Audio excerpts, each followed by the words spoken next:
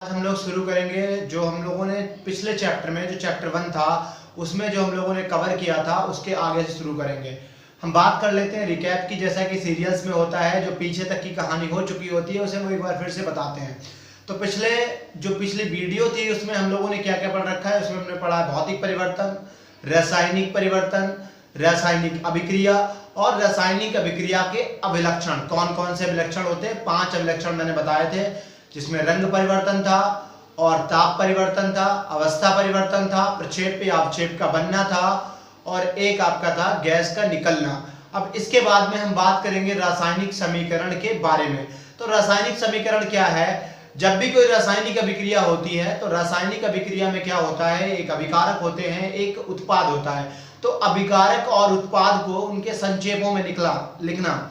जैसे कोई भी अभिकारक है या फिर उत्पाद है तो किसी का एक अपना संक्षेप होगा। जैसे कि हम हाइड्रोजन की बात करें तो हाइड्रोजन को H2 से रिप्रेजेंट करते हैं, या फिर और भी जितने मैग्नीशियम को Mg से। तो संक्षेपों में तथा समीकरण की भाषा में लिखना ही क्या होगा, उसको हम क्या बोलेंगे? रासायनिक समीकरण। रासायनिक समीकरण।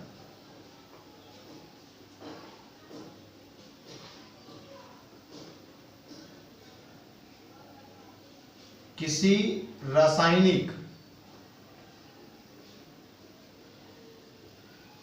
अभिक्रिया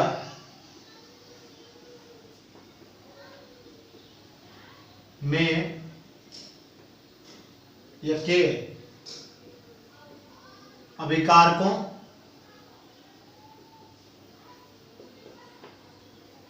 तथा उत्पादों को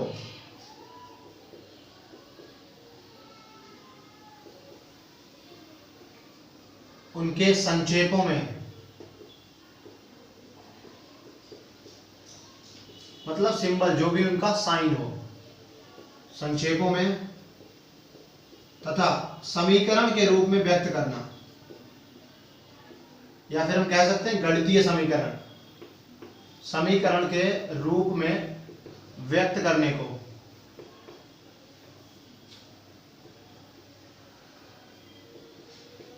रासायनिक समीकरण कहते हैं।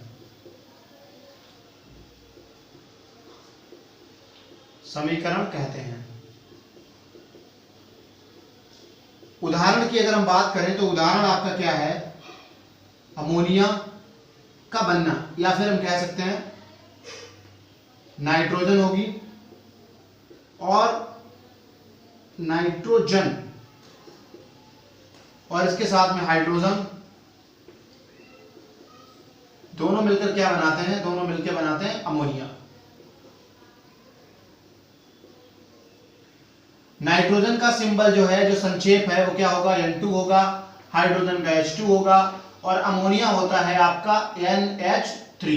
ठीक है, ये आपका नाइट्रोजन है, ये हाइड्रोजन है, अमोनिया है। अब इस तरह की जो अभिक्रिया है या जो समीकरण है उसको हम बोलते हैं कंकाली समीकरण। कंकाली समीकरण क्या है? ये आपकी संतुलित नहीं है। कंकाली समीकरण जो असंतुलित समीकरण है, तो किसी भी असंतुलित समीकरण को, अभी बताएंगे किसी भी रासायनिक समीकरण को संतुलित कैसे करते हैं। संतुलित करने के लिए हमें ध्यान रखना पड़ता है इसके जो अभिकारक और उत्पाद हैं, इसमें जो परमाणुओं की संख्या होगी वो दोनों तरफ बराबर होनी चाहिए। तो किसी भी असंतुलित रासायनिक समीकरण को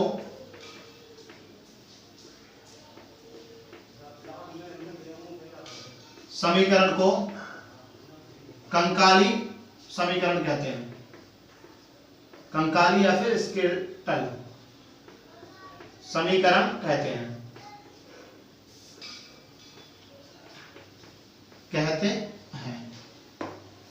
अब यहां पे ये आपकी जो इसका उदाहरण क्या हो जाएगा? इसका उदाहरण हो जाएगा आपका H2 plus O2 gives H2। ये आपका हाइड्रोजन है और हाइड्रोजन के साथ में कौन लगा है? ऑक्सीजन लगा है, प्लस ऑक्सीजन। ऑक्सीजन की आजकल इस कोविड-19 कोरोना काल में बहुत जरूरत पड़ रही है। और ये क्या बना रहे हैं? ये बना रहे हैं आपका जल, यानी कि वाटर। अब यहां पे देखो, इधर हाइड्रोजन कितने हैं? 2 हैं, जो आपका उत्पाद है, उत्पाद में हाइड्रोजन 2 है, ऑक्सीजन 1 है, लेकिन जो अभिकारक है उसमें ऑक्सीजन कितने हैं? 2 ऑक्सीजन है। तो यहाँ पे 1 है, यहाँ पे 2 है। कहने का मतलब यह समीकरण जो उपयुक्त समीकरण है वो कैसी है? वो संतुलित नहीं है, इसीलिए हम इसको बोलते हैं कंकाली समीकरण। अब समीकरण को संतुलित करना, तो समीकरण को सबसे पहले समीकरण को संतुलित करना या फिर संतुलित समीकरण, संतुलित करना।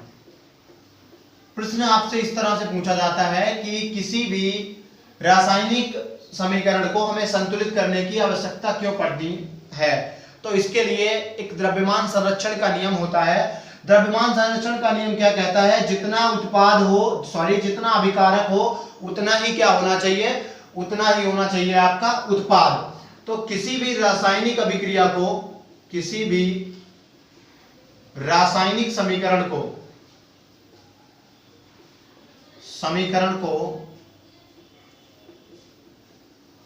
द्रव्यमान संरक्षण के नियम से संतुलित करना पड़ता है। द्रव्यमान संरक्षण के नियम से संतुलित करना पड़ता है।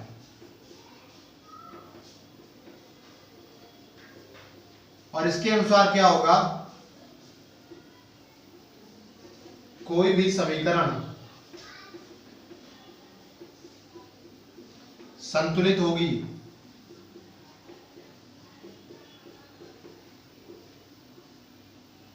यदि उसमें अभिकारक के परमाणुओं की संख्या या अभिकारकों के परमाणुओं या फिर परमाणुओं या अणुओं की संख्या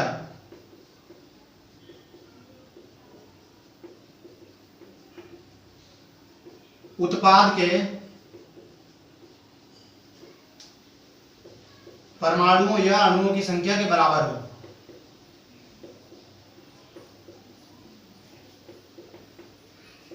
अणुओं की संख्या के बराबर हो,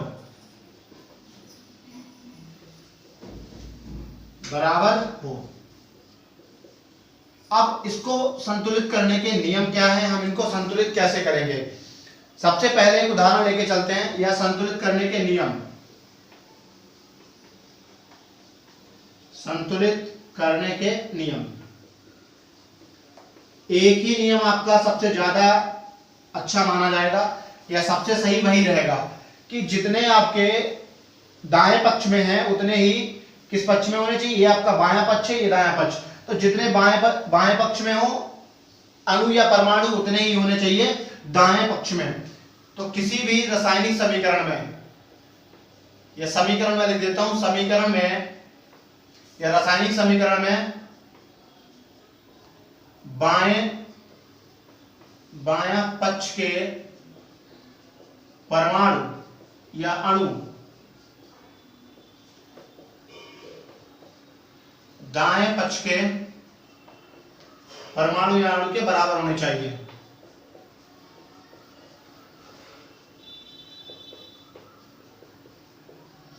बराबर होने चाहिए।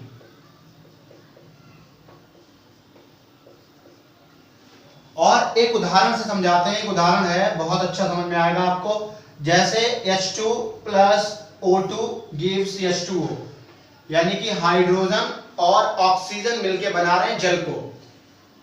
अब यहाँ पे सबसे पहले हम क्या लिख लेंगे? जो स्टेप 1 है हमारा शुरुआती चरण है, या फिर सबसे पहले क्या लिखना है? पहले स्टेप में कि दाएं पक्ष में हमें लिख लेना है सबसे पहले एक को, या फिर सबसे पहले लिख लेते हैं हाइड्रोजन के अणुओं को बराबर करने पर, परमाणुओं को, हाइड्रोजन के परमाणुओं को बराबर करने पर पहले हाइड्रोजन के बजाय ऑक्सीजन को कर लेते हैं।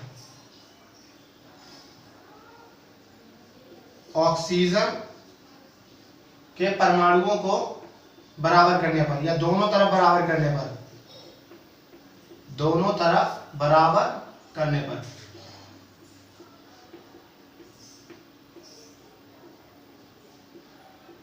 तो हाइड्रोजन के अगर हम दायां पक्ष में देखें, दायां पक्ष या फिर आरएचएस, आरएचएस में कितने हैं, आरएचएस में है आपके 2, और अगर हम आरएचएस में है 1, यहां पे देखो ऑक्सीजन कितना है, 1 है। अगर हम बाएं पक्ष की बात करें तो बायां पक्ष जो है एलएचएस, एलएचएस में कितने हैं, यहां पे 1 है, यहां पे 2 है, एक 1 है, एक 2 है। बराबर करने के लिए क्या करेंगे, इसको 2 से गुणा कर देंगे, इसको 1 से, यानी कि दाएं पक्ष में 2 से गुणा करनी है। तो जो अब हमारी जो रिएक्शन थी, जो हमारी इक्वेशन थी, जो समीकरण था, उसमें क्या हो जाएगा, इसमें जो आपका ये H2O है, इसमें हम किससे मल्टीप्लाई करा देंगे, H2O में दाएं पक्ष में मल्टीप्लाई कराएंगे 2 से, तो ये आपका हो जाएगा 2H2O। अब इसके बाद में फिर से दोबारा लिखेंगे, दोबारा हम किसको बराबर करेंगे, हमने ऑक्सीजन बराबर कर लिया, इधर ऑक्सीजन 2 है, ये 2 बाहर लिखा है, इसका मतलब ये 2 इससे भी गुणा होगा, इससे भी गुणा होगा, जब इससे गुणा होगा तो 2 ऑक्सीजन हो जाएंगे, इधर भी आपके 2 ऑक्सीजन है। अब हम क्या करेंगे, अब हम बराबर करेंगे हाइड्रोजन को, हाइड्रोजन परमाणु को दोनों ओर बराबर करने पर,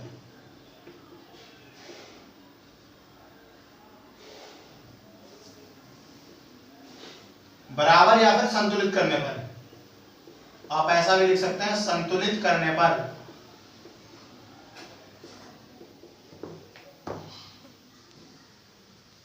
संतुलित करने पर।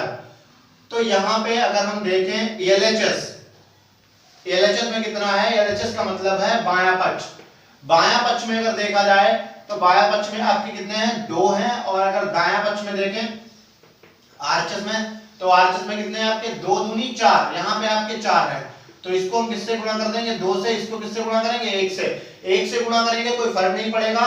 और एलएचएस में, एलएचएस जो है आपका, ये है एलएचएस, इसमें 2 से गुणा कर देंगे, तो ये आपका हो जाएगा 2H2 plus O2 gives 2H2O।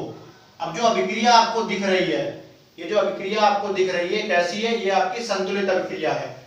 यहां से हम लोग अलग से चले थे, ये जो अभिक्रिया दिख रही है, यहाँ पे हाइड्रोजन कितने हैं, यहाँ पे हाइड्रोजन आपके 4 हैं, 2 ऑक्सीजन है, और इधर कितने हैं, 2 से, ये 2 पहले लिखा है, इसका मतलब इससे भी गुणा होगी, इससे भी गुणा होगी, तो यहाँ पे 2 ऑक्सीजन हो जाएंगे और 4 हाइड्रोजन हो जाएंगे। लिख सकते हैं उपयुक्त समीकरण, समीकरण संतुलित समीकरण है, संतुलित समीकरण है। अब पहले मैं आप लोगों को फिर से एक बार बता दूं, संतुलित समीकरण आपका वो समीकरण होता है जिसमें दायां पक्ष में अणु या परमाणुओं की संख्या बराबर हो बाएं पक्ष में अणु या परमाणुओं की संख्या के, इसको हम लोग बोलते हैं संतुलित समीकरण। में हम लोग बात करने जा रहे हैं अभिक्रियाओं के प्रकार के बारे में। अभिक्रियाओं के प्रकार की बात करें तो ये आपकी कई टाइप की होती हैं, जो हम यहाँ पढ़ेंगे वो 4, 5, 6 मैक्सिमम 6 होंगी, ठीक है। तो पहली जो है वो है आपकी, यहाँ हेडिंग डाल लेंगे आप लोग, अभिक्रियाओं के प्रकार, टाइप ऑफ केमिकल रिएक्शंस, या रासायनिक अभिक्रियाओं के प्रकार। तो इनमें जो पहली आती है वो है आपकी संयोजन अभिक्रिया, संयोजन या फिर कॉम्बिनेशन, संयोजन अभिक्रिया।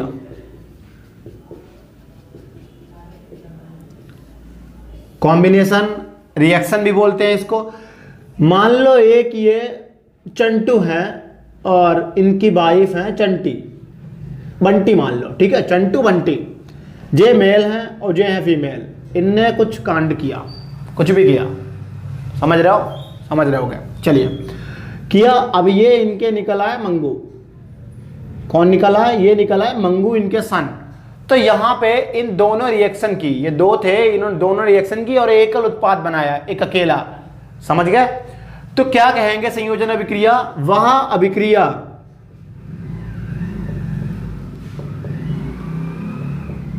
जिसमें, अब जरूरी नहीं है कि 2 ही हो, पता लगा कोई तीसरा भी आ गया, होता है कई बार, तो कोई तीसरा भी आ गया, उसने भी अपना योगदान दिया, थोड़ा बहुत हो जाता है, कई बार डॉक्टर है दवाई वगैरह में, तो उनका भी योगदान रहता है, तो जरूरी नहीं 2 हो, 2 से अधिक भी हो सकते हैं। वहां अभिक्रिया जिसमें 2 या 2 से अधिक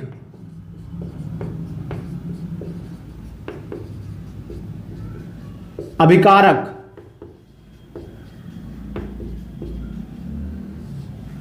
परस्पर संयोग करके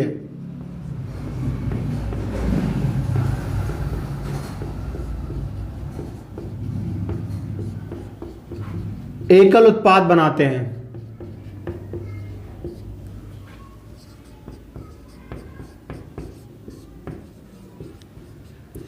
संयोजन अभिक्रिया कहते हैं। संयोजन का मतलब होता है कॉम्बिनेशन, या संयोजन अभिक्रिया कहलाती है।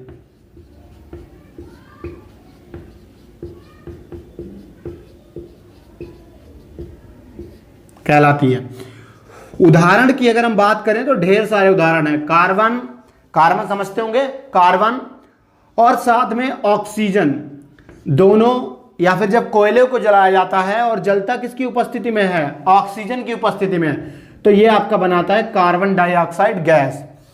अगला हाइड्रोजन और साथ में क्या है, ऑक्सीजन, दोनों मिलके क्या बनाते हैं, जल। ये संतुलित है, इसे संतुलित करेंगे तो इधर ऑक्सीजन 2 है, इधर 1 है, इधर 2 से गुणा कर देंगे। अब इधर हाइड्रोजन 4 हो गए, इधर हाइड्रोजन 2 है तो 2 से गुणा कर दी, 4 हो गए। ये आपका है सूखा वाला चूना जो हम लोग मार्केट से लेके आते हैं, कैल्शियम ऑक्साइड। इसमें हमने क्या कर दिया, पानी डाल दिया, या इसी को उठा के पानी में डाल दिया, तो ये आपका बन जाएगा कैल्शियम हाइड्रोक्साइड, जो कि आपका होता है बुझा चूना। समझ रहे हैं, ये दो मिलके एक बना रहे हैं। तो यहां पे ये सभी रिएक्शन कैसी हैं। या फिर हम बात करें N2, N2 क्या होता है, ये पहला उदाहरण है, ये दूसरा उदाहरण है, ये तीसरा उदाहरण है और ये चौथा। नाइट्रोजन और हाइड्रोजन, और ये मिलके क्या बनाते हैं, अमोनिया बनाते हैं। यहां पे नाइट्रोजन 2 है तो इधर 2 से मल्टीप्लाई करा देंगे। अब ऑक्सीजन देखने में लग रहा होगा 3 दूनी 6, सॉरी हाइड्रोजन जो है वो कितने हैं, 6 है, तो इधर 3 से मल्टीप्लाई करा देंगे। अब जो अभिक्रिया है वो संतुलित है, किसी भी अभिक्रिया को हम कंकाली अभिक्रिया बना के नहीं छोड़ेंगे, उसे क्या करेंगे, संतुलन प्रदान करेंगे या फिर संतुलित करेंगे। अगली आती है आपकी वियोजन अभिक्रिया या फिर अपघटन अभिक्रिया। वियोजन और इसी को बोलते हैं अपघटन, इंग्लिश में इसको बोलते हैं डिकम्पोजिशन रिएक्शन, अपघटन अभिक्रिया।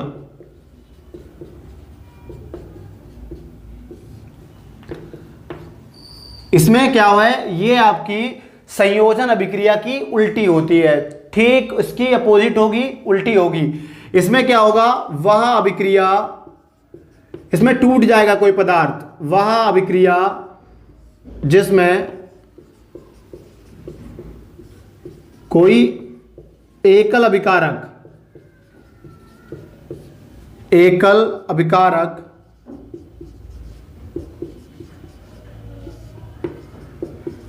दो या दो से अधिक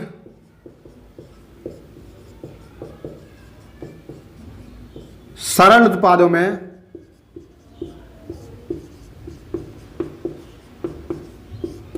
टूट जाता है।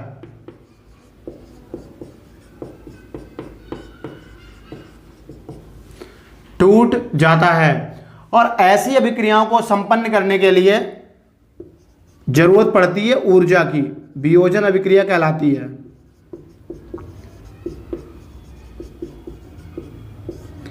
अभिक्रिया कहलाती है। और यह कितने प्रकार की होती है, यह 3 प्रकार की होती है, यह 3 प्रकार की होती है।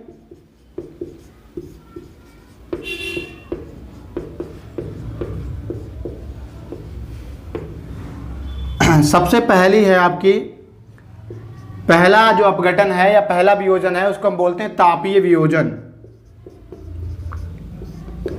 तापीय वियोजन या फिर तापीय अपघटन। तापीय अपघटन क्या होता है, ऐसा अपघटन जिसमें हमें किसकी जरूरत पड़े, ताप की जरूरत पड़े। तो ऐसा अपघटन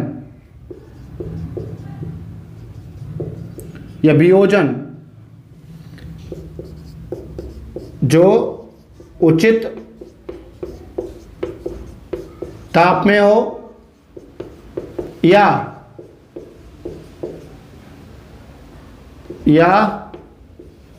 जिसमें ऊष्मा दी जाए, ऊष्मा या ऊष्मीय ऊर्जा देने पर अभिकारक का विखंडन हो।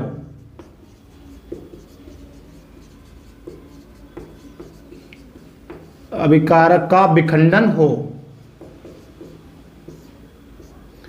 तो उदाहरण देख लेते हैं। उदाहरण क्या हो जाएगा, जो आपकी खड़िया है, खड़िया यानी कि चाक, कैल्शियम कार्बोनेट, क्या नाम है, क्या बोलते हैं इसको, कैल्शियम कार्बोनेट। कैल्शियम कार्बोनेट है, हीट देंगे या फिर ताप देंगे और इसको प्रस्तुत किससे करते हैं, डेल्टा साइन से, इसको बोलते हैं डेल्टा। ये आपका सिलेक्ट, ये आपका क्या बन जाएगा, ये आपका चूना बन जाएगा जो सादा चूना है, या फिर इसको बोलते हैं कैल्शियम ऑक्साइड। कैल्शियम ऑक्साइड जो हमें दुकानों पे मिलता है, और साथ में गैस निकलती है, कौन सी गैस होती है वो, कार्बन डाइऑक्साइड गैस, CO2। तो ये आप अभिक्रिया लिख लें। इसके बाद में हम बढ़ेंगे दूसरे प्रकार की तरफ। दूसरा प्रकार है आपका, यहां हम बात करेंगे दूसरे प्रकार की, और दूसरा है आपका प्रकाश उपघटन, सॉरी अपघटन या प्रकाशीय अपघटन। और प्रकाशीय अपघटन में क्या होता है, इसमें प्रकाश की आवश्यकता पड़ती है। ऐसा अपघटन या वियोजन जिसमें प्रकाश की आवश्यकता हो,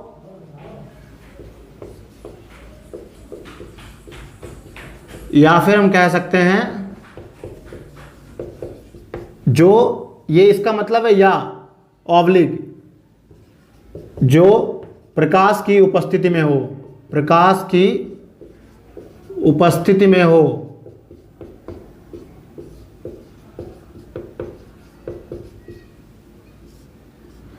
उदाहरण के लिए आपका सिल्वर क्लोराइड या bromide, AgBr, silver bromide. Silver bromide जो है वो आपका केवल तभी ब्रेक करेगा जब यहां पे क्या हो, यहां पे उपस्थित हो प्रकाश, ये आपका ब्रेक कर जाएगा Ag में। और जो Br है वो Cl2 की तरह हमेशा किस में रहता है, 2 में रहता है। तो यहां अब इसको अगली स्थिति में क्या करेंगे, हम बराबर करेंगे, लेकिन हम यहीं पे कर देते हैं। Br2 है तो यहां पे क्या लगा देंगे, 2 लगा देंगे, ये बराबर हो जाएगा। अभी Ag भी आपका क्या हो जाएगा, Ag होता है सिल्वर, और Br ये सिल्वर है आपका, और ये है आपका ब्रोमीन। ब्रोमीन है आपका तीसरा वाला, विद्युत अपघटन। विद्युत अपघटन, अपघटन, विद्युत अपघटन क्या होता है, ऐसा अपघटन या वियोजन, ऐसा वियोजन जिसमें विद्युत ऊर्जा दी जाए या फिर विद्युत धारा प्रवाहित की जाए, या प्रवाहित करने पर संपन्न हो, प्रवाहित करने पर संपन्न हो। ये कब संपन्न होगा, ये आपका संपन्न होगा तब जब विद्युत धारा जो है वो आपकी प्रवाहित की जाएगी। अब आप समझें पूरा चक्कर क्या है। ये आपने क्या कर लिया, एक बर्तन ले लिया, बेसन ले लिया, इसमें आपने डाल दिया नमक। ये क्या डाला, NaCl यानी कि नमक डाला है, साथ में पानी है। इधर ये एक आपकी कैथोड है, ये है कैथोड, और कैथोड होती है इस केस में निगेटिव, इधर एनोड है, ये एनोड होती है पॉजिटिव। ये आपने सेल लगा दिया, ये निगेटिव से, ये पॉजिटिव से, ठीक है। अब जो NaCl है, सोडियम क्लोराइड है, वो आपका टूटेगा, तो एक Na+ में टूटेगा, एक Cl- में टूटेगा। अब जो Cl- है वो आपका किसके पास जाएगा, वो जाएगा एनोड के पास, और जो Na+ है वो जाएगा आपका कैथोड पे जमा होगा जाके, क्योंकि हमें पता है अपोजिट चार्ज। अब मान लो एक लड़का है, एक लड़की है, दोनों ट्रेन में सफर कर रहे हैं, कहीं जा रहे हैं, अच्छे से दोनों बैठे हैं, और एक लड़का और बैठा है गंदा सा। अब जो लड़का है वो किसकी तरफ अट्रैक्ट होगा, लड़की की तरफ अट्रैक्ट होगा कि लड़की की तरफ, जाहिर सी बात है वो आपका लड़की की तरफ ही अट्रैक्ट होगा, उसी को देखेगा। ऐसे ही यहाँ पे ये लड़का है, पॉजिटिव है, ये निगेटिव को देखेगा तुरंत, तो उसी को घूरेगा और उसी की तरफ जाके उसकी गोद में बैठ जाएगा। यहाँ पे भी वैसा ही हो रहा है, ये निगेटिव है, पॉजिटिव के पास जाएगा। तो विद्युत अपघटन क्या होता है, जिसमें विद्युत धारा प्रवाहित करने पर हो। उदाहरण के लिए अगर मैं बताऊं तो क्या हो जाएगा, जो आपका NaCl है वो ब्रेक कर जाता है आपका Na में और प्लस Cl में। अब यहाँ पे बैलेंस करने की बात करें तो बैलेंस कैसे करेंगे, इधर Cl2 आएगा और इधर आपका अकेला Cl है, तो यहाँ 2 से मल्टीप्लाई करा देंगे, इधर भी 2 आ जाएगा। तो सही क्या हो जाएगा, 2NaCl gives 2Na plus Cl2, ठीक है, ये इतना हो गया। आप नोट कर लें। हेलो, इसके बाद में अगला टॉपिक है आपका विस्थापन अभिक्रिया या फिर विस्थापन अभिक्रियाएं। तो विस्थापन अभिक्रिया क्या है? विस्थापन अभिक्रिया पहले आप समझें, ठीक है। एक आपका राजू है, कौन है आपके पास? राजू है, और ये इसकी कोई दोस्त है, अच्छी दोस्त है। अच्छी दोस्त को ज़्यादा गलत मत ले जाना, ठीक है। ये आपकी चिंकी है, चिंकी है, और कौन है? राजू है। अब राजू चिंकी बहुत अच्छे से रह रहे थे, दो दोस्त थे, बहुत मजे में जिंदगी काट रहे थे। वही के बाद में क्या हुआ कि एक और शंकरवा आ गया, एक आदमी आया जिसका नाम क्या था? शंकर था। या एक दूसरा एक पर्सन आ गया, इसने क्या किया? इनकी जिंदगी में घुसना शुरू किया, घुसा और धीरे धीरे राजू को अलग कर दिया, चिंकू को ले गया। क्यों? क्योंकि इसके पास पैसा ज्यादा था। अब पूरी कहानी समझ गए? इस कहानी से क्या निकला? ये जो शंकरवा है, शंकर, ये किसको ले गया? चिंकी को ले गया। तो इस कहानी से क्या निकला? अब चिंकी और शंकर एक साथ हो गए, चिंकी प्लस शंकर। अलग किसको फेंक दिया? अलग करके फेंक दिया राजू को। प्लस में हो जाएगा कौन? राजू। ये दोनों एक साथ हैं, एक साथ, राजू अलग हो गया। ये पूरी रिएक्शन क्या बताती है कि इसमें दो धातुएं होंगी, किसी रिएक्शन में अभिक्रिया में भाग ले रही होंगी। एक दूसरी और धातु होगी जो इनमें से एक को, जो कम क्रियाशील है, उसको निकाल के बाहर फेंक देगा, ठीक है। तो ऐसी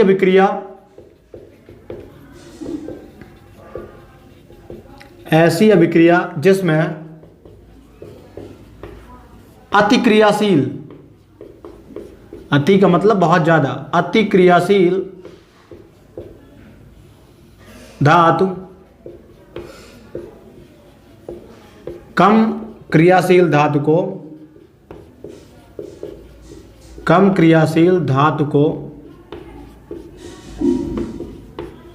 अभिक्रिया से विस्थापित कर देती है या फिर अलग कर देती है। अभिक्रिया से विस्थापित कर देती है या फिर अलग कर देती है। विस्थापित कर देती है, उसे विस्थापन अभिक्रिया कहते हैं। उसे क्या बोलते हैं? उसे विस्थापन अभिक्रिया कहते हैं। उदाहरण अगर हम देखें तो उदाहरण आपका क्या हो जाएगा? एक आपके पास सॉल्यूशन है, किसका? विलयन है, और विलयन किसका है? फेरस सल्फेट का। फेरस मतलब आयरन होता है, आयरन सल्फेट या फिर फेरस सल्फेट का ये विलयन है। और इसमें हमने इसकी क्रिया करा दी, अभिक्रिया करा दी एल्यूमिनियम के साथ। तो एल्यूमिनियम के साथ अभिक्रिया कराएंगे तो ये आपका क्या बन जाएगा? एल्यूमिनियम सल्फेट बन जाएगा। अब एल्यूमिनियम की बात करें तो एल्यूमिनियम पे पहुंचते हैं। एल्यूमिनियम का जो परमाणु क्रमांक है वो 13 होता है। इसका इलेक्ट्रॉनिक विन्यास 2,8,3 हो जाएगा, यानी कि इस पर कितना चार्ज होगा? ये अपने 3 इलेक्ट्रॉन को दे सकता है, तो इस पर प्लस का 3 चार्ज होगा। अब सल्फर पे माइनस का 2 होगा, अब 2 इधर आ जाएगा, 3 जो है वो इधर चला जाएगा। इस तरह से लिखते हैं। कैसे हो जाता है ये L2SO4?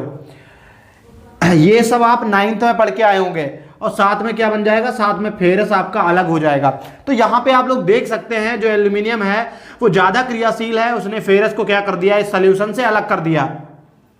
इसके लिए आपको ध्यान रखनी पड़ेगी, एक टेबल को, एक आपके पास लिस्ट होगी, एक आपके पास सारणी होगी, उस सारणी को आप चिपका लें। कहते हैं दिमाग में क्या करें? चिपका लें। सारणी में यहां लिख देता हूं, काका कनक, कनक मांगे आलू की जमीन। ये कनक है, ये आलू की जमीन मांग रही है, आलू की जमीन। फिर प्राइवेट है, कुछ हम आगे और पढ़ें। समझ रहे हो? ठीक है। तो कनक है, कनक मांगे, कनक मांग रही है। ये आपकी क्या है? क्रियाशीलता की श्रेणी है। सबसे ऊपर कौन से होंगे? क्रियाशील सबसे ऊपर होंगे, या क्रियात्मक? तो जो सबसे ज्यादा रिएक्टिव है वो ऊपर होंगे और नीचे वाले कम होंगे। मांगे आलू की जमीन, फिर प्राइवेट है। ये ट्रिक है, आप ध्यान रखें। बोर्ड में अगर कोई एग्जाम्पल या न्यूमेरिकल या सवाल आए तो आप उसे आसानी से कर सकें।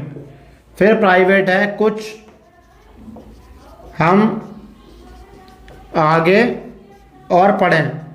अब कुछ बच्चे पीटी कुछ और ही समझते हैं, पढ़ें तो पढ़ना है, पीछे वो पटाए समझते हैं, पटाना वटाना नहीं है कुछ। चलिए अब यहाँ पे देखेंगे, देखो एल्यूमिनियम था, एल्यूमिनियम आपका ऊपर है किससे, फेरस से हटा दिया। एक और हम बात करते हैं Ag, या फिर हम बात कर लें इसके बाद में अगला कोई सोल्यूशन ले लेते हैं, ZnSO4, जिंक सल्फेट का ले लिया। जिंक सल्फेट की हमने रिएक्शन करवा दी Ag के साथ, सिल्वर के साथ। अब जिंक आपका ऊपर है, सिल्वर नीचे है, तो क्या ये रिएक्शन होगी, क्या ये अभिक्रिया संपन्न होगी? नहीं, ये बिल्कुल भी नहीं होगी। क्यों? क्योंकि कभी भी नीचे वाला कोई धातु, नीचे वाली धातु ऊपर वाले को नहीं हटा सकती, विस्थापित नहीं कर पाएगी। अगला जो टॉपिक है वो है आपका द्विविस्थापन अभिक्रिया। तो बढ़ते हैं द्विविस्थापन अभिक्रिया की तरफ।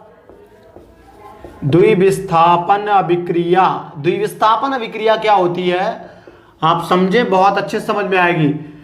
इसमें क्या होगा, कोई भी यौगिक होगा या फिर अणुओं के जो परमाणु हैं, परमाणु या फिर आयन जो है वो परस्पर अपने आयंस को बदल लेते हैं किसी भी अभिक्रिया में। एक उदाहरण बताता हूं मैं, जैसे कि आपका है सिल्वर नाइट्रेट, ये AgNO3 है, सिल्वर नाइट्रेट है, इसकी हमने अभिक्रिया करा दी सोडियम क्लोराइड के साथ। ये आपका क्या बनाएगा, तो ये आपका AgCl बना लेगा, प्लस आपका क्या बन जाएगा, प्लस बन जाएगा NaNO3 यानी कि सोडियम नाइट्रेट। अब पूरा केस समझना, जो Ag था उसने किसके साथ अपना चेंज कर लिया, सोडियम क्लोराइड वाले के साथ, जो ये है वो इसके साथ चला गया। तो द्विविस्थापन अभिक्रिया ऐसी अभिक्रिया, क्या लिखेंगे इसमें, ऐसी अभिक्रिया जिसमें अभिकारक या फिर अभिकारी अणु परस्पर अपने परमाणुओं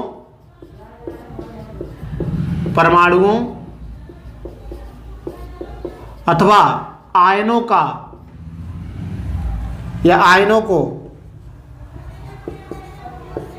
बदल लेते हैं, आपस में बदल लेते हैं।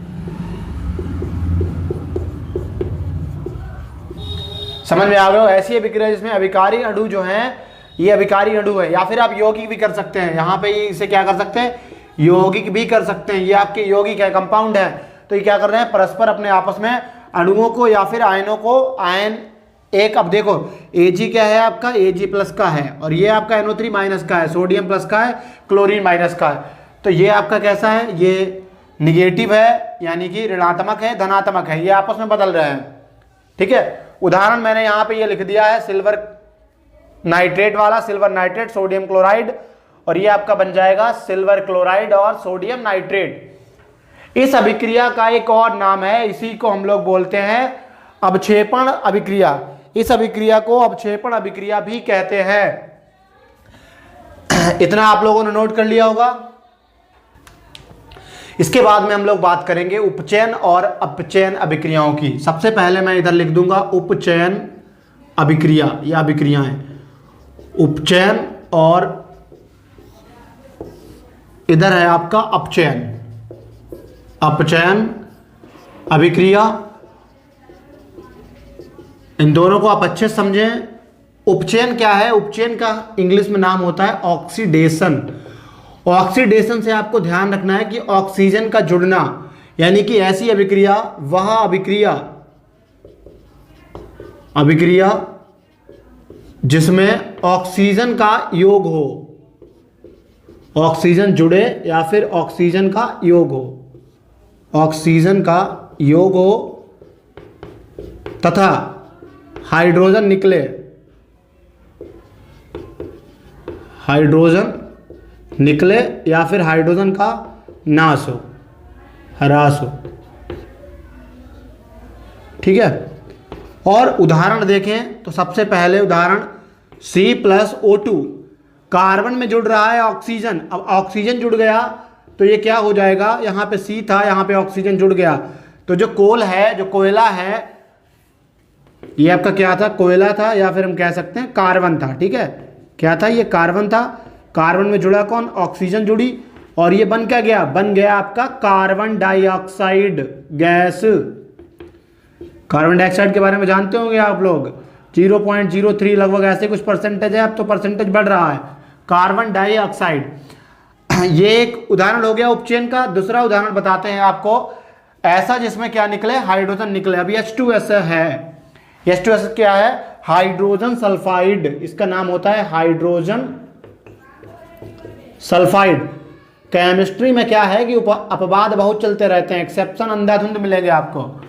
साथ में क्या है, साथ में है सल्फर डाइऑक्साइड, और ये क्या बना लेंगे, सल्फर आपका अलग हो जाएगा और साथ में बन जाएगा आपका पानी यानी कि वाटर। तो अब यहां देख रहे होंगे आप H2S था यानी कि H जुड़ा था, H आपका निकल गया, H ने इस S को क्या कर दिया, स्वतंत्र छोड़ दिया। इसको हम क्या बोलेंगे, हाइड्रोजन का निकलना ही क्या है आपका उपचयन। यहां भी क्या हो रहा है, उपचयन। और भी बहुत ढेर सारे एग्जाम्पल मिल जाएंगे। अपचयन, इसको बोलते हैं रिडक्शन। रिडक्शन का मतलब होता है अपचयन अभिक्रिया। तो ये क्या हो जाएगी, बहा अभिक्रिया। उसकी अपोजिट होती है जिसमें हाइड्रोजन का योग हो,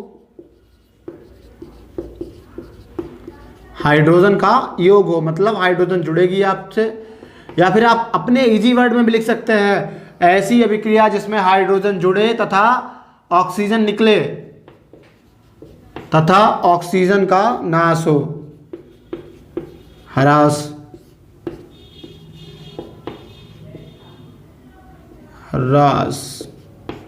हो। चलिए उदाहरण देख लेते हैं। तो उदाहरण में हमें बताना है रिडक्शन, यानी कि हमें ऑक्सीजन निकालना है। तो CuO इसकी हमने रिएक्शन करवा दी किसके साथ, हाइड्रोजन के ही साथ। अब यहाँ पे क्या हो जाएगा, ये आपका Cu बन जाएगा, साथ में क्या हो जाएगा, ये आपका कॉपर ऑक्साइड था। क्या था, कॉपर ऑक्साइड था। जैसे इसमें हाइड्रोजन जोड़ी, ये आपका, और ये कैसे कलर का था, काले रंग का था, क्यूप्रस ऑक्साइड भी बोलते हैं इसको, क्यूप्रस ऑक्साइड। कॉपर था, कॉपर पे जंग लग गई। देखिए कॉपर पे जंग लगती हुई, जितने भी मोस्टली मेटल्स हैं उन पे क्या हो जाता है, जंग लग जाती है। जैसे कि आपने देखी होगी statue of liberty, statue of liberty जो है आजकल ग्रीन कलर की है, लेकिन वैसे वो किस कलर की थी, हल्की हल्की गोल्डन। चलिए, तो ये आपका Cu अलग हो गया। अब यहां पे देख रहे हैं CuO से Cu हुआ, ऑक्सीजन निकला, तो ये आपका क्या हो जाएगा, अपचयन। अब अगले में हमें क्या करना है, हाइड्रोजन को जोड़ना है। तो हाइड्रोजन को जोड़ेंगे हम।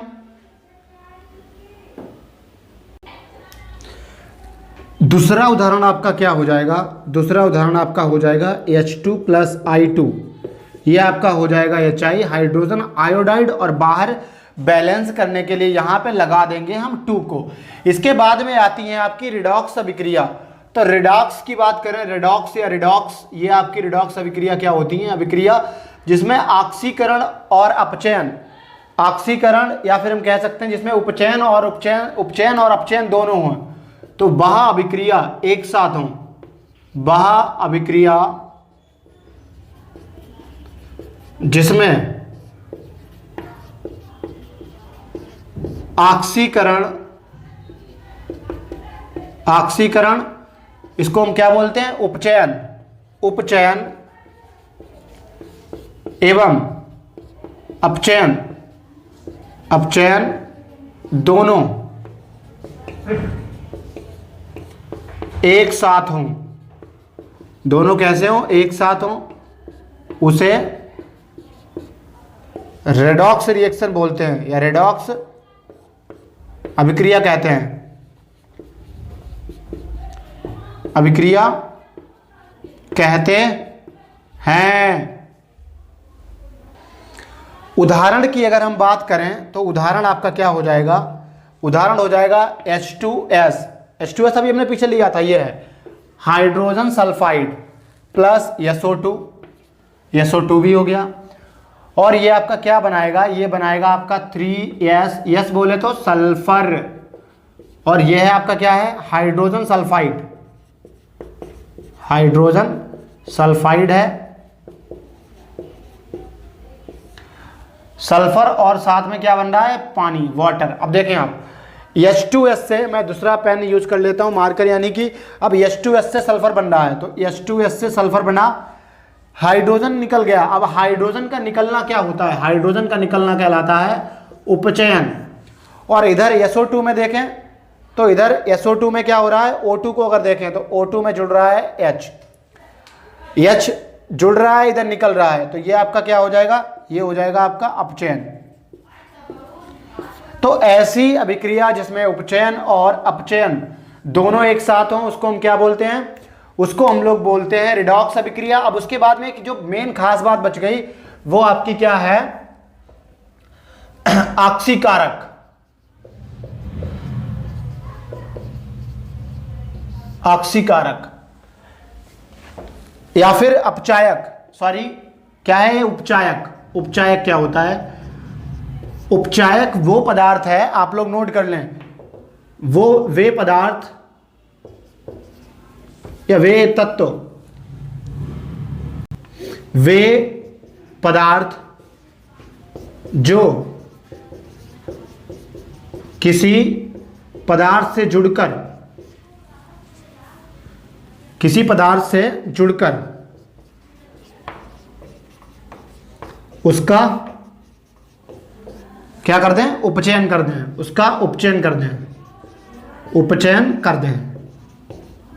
उदाहरण की अगर हम बात करें तो उदाहरण में क्या हो जाएगा आपका, O2 ऑक्सीजन, हमने देखा C+O2 किया, इसने क्या कर दिया, इसका उपचयन कर दिया, तो O2 हो जाएगा, O3 हो जाएगा, KMnO4 हो जाएगा, और क्या हो जाएगा, Cr2O7 हो जाएगा। ये सभी आपके क्या हैं, ऑक्सीकारक हैं। अब या फिर उपचायक हैं। अब अगर मैं बात करूं अपचायक की, मैं यहां नोट कर दूंगा अपचायक को, तो अपचायक क्या है, अपचायक बिल्कुल आप इसी तरह लिख सकेंगे कि वे पदार्थ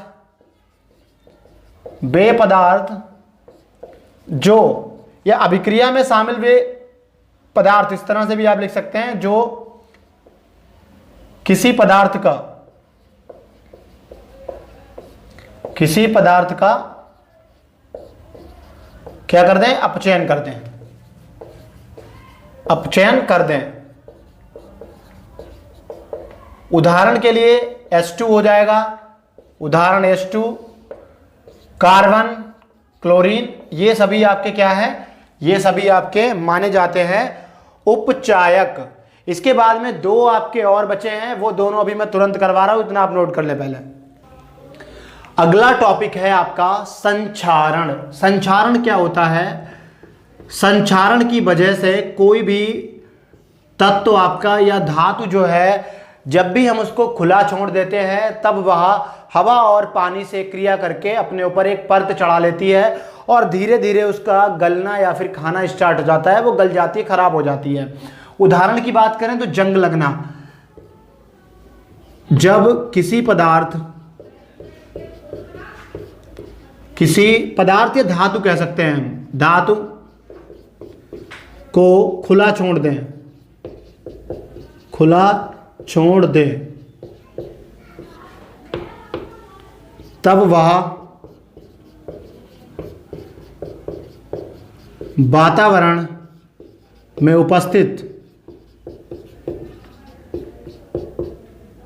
उपस्थित नमी एवं हवा से क्रिया करके, हवा से क्या लेगी, ऑक्सीजन, और इससे क्या लेगी, वाटर, क्रिया करके धातु के ऊपर एक परत चढ़ जाती है, परत चढ़ जाती है, जिससे धातु धीरे धीरे संक्षारित हो जाती है, धीरे धीरे खराब हो जाती है।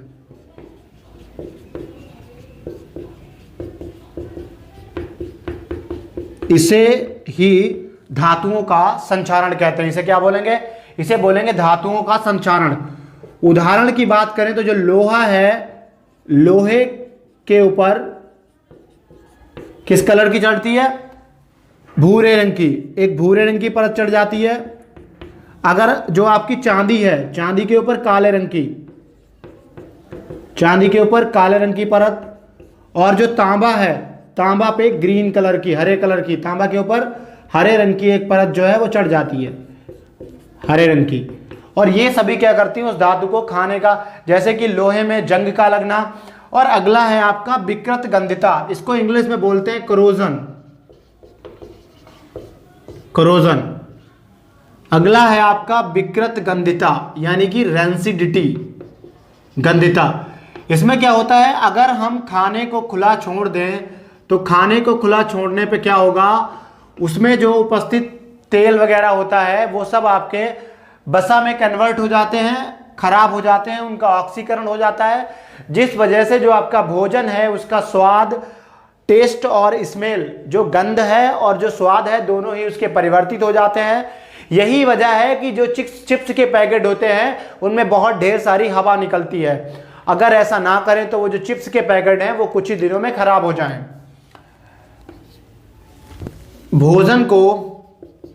भोजन या खाद्य पदार्थों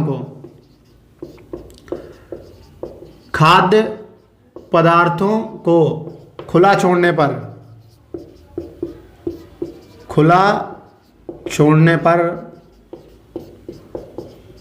तेल वसा में परिवर्तित हो जाता है,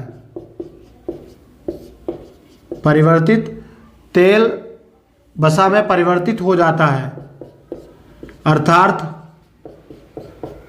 उसका ऑक्सीकरण हो जाता है। उसका ऑक्सीकरण होने से खाद्य पदार्थों का स्वाद एवं गंध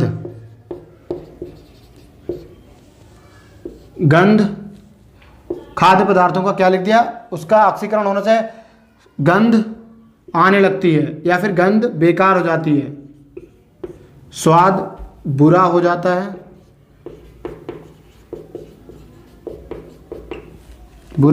है, एवं गंध आने लगती है। इसे ही विकृत गंधिता कहते हैं। आप लोग नोट कर लें इतना।